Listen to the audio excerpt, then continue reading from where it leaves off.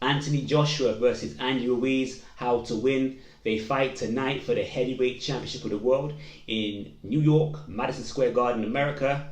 And we're going to look at how to win for both opponents and see what they can put together to get that victory.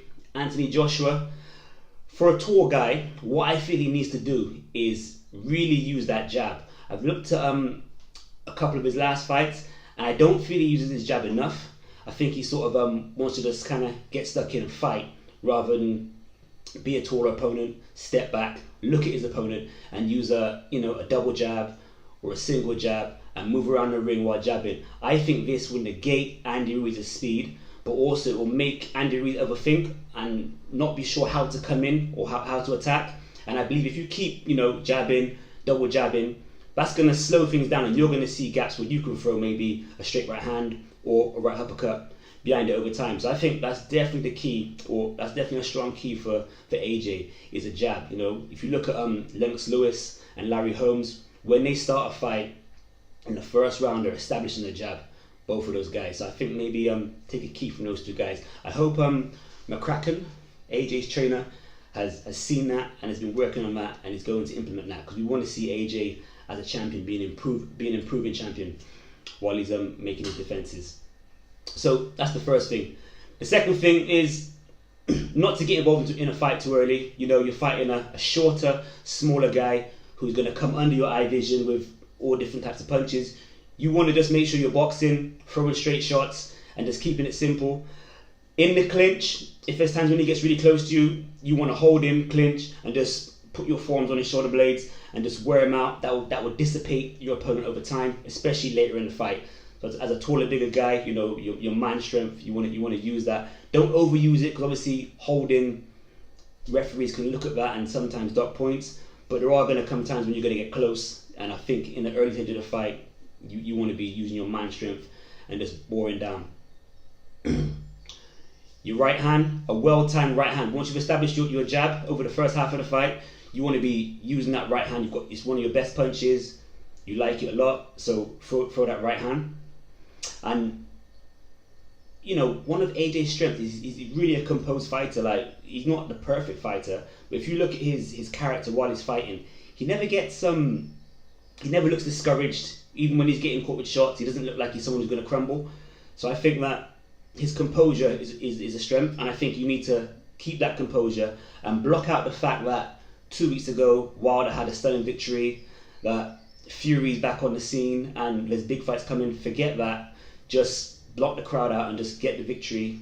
Listen to your corner and let it come naturally. You've got a shorter guy. At some point, he may run onto something, and you're a big puncher. So those are AJ's main keys to victory. I think it all starts behind a good overactive jab.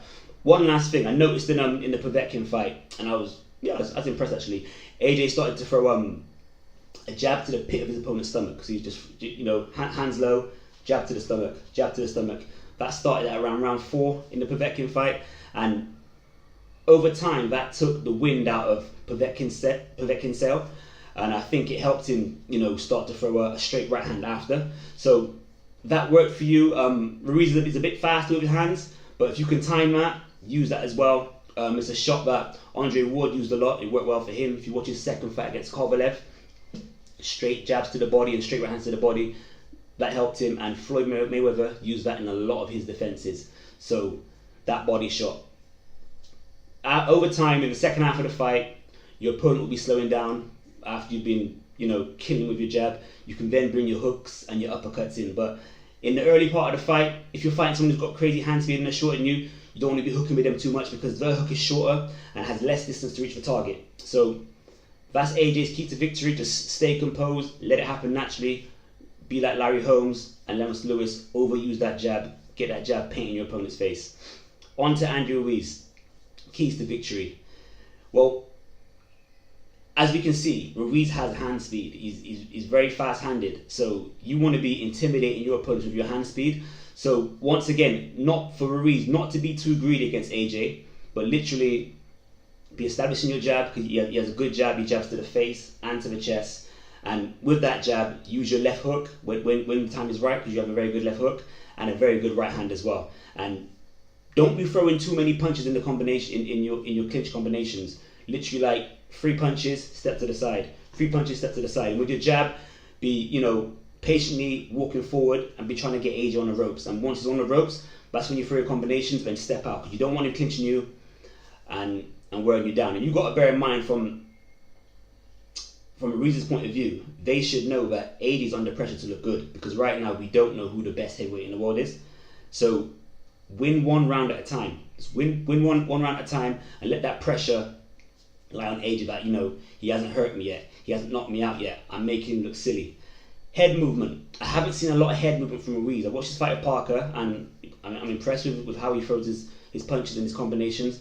But I don't see much head movement. So you want to be moving your head a little bit more, because you're fighting someone who, if he hits you once, it's going to disturb you a lot and uncompose you. So definitely move that head, or at least have a little bit more head movement implemented into your game. That would be good for you as well.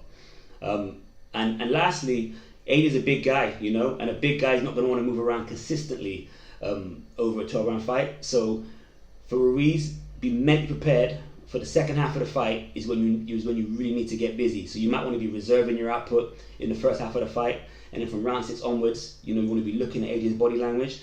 And if he looks like he's getting tired, that's when you've got to sit in the trenches and be sensible, be smart, not get hurt, but go to war. Well, I don't say go to war, but get busy and stamp your authority on the fight. When you fought Joseph Parker, a lot of guys thought that you won, or they may have thought it was close.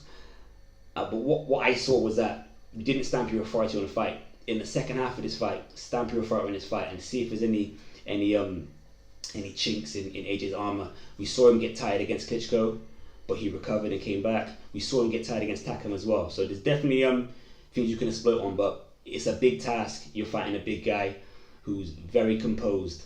My prediction, I'm gonna go with an AJ stoppage between round 4 and 7. If you're a Mexican boxing fan, you're gonna hope that doesn't happen and hope that AJ does tire, and Ruiz has got a lot of vigor and oomph to take it where it needs to go. But I'm gonna go to stoppage for AJ. I'll be tuning in. What's your prediction? Post it below. Let me know. This is MSLB, Mark Sterling as Boxing. Peace. I'm out.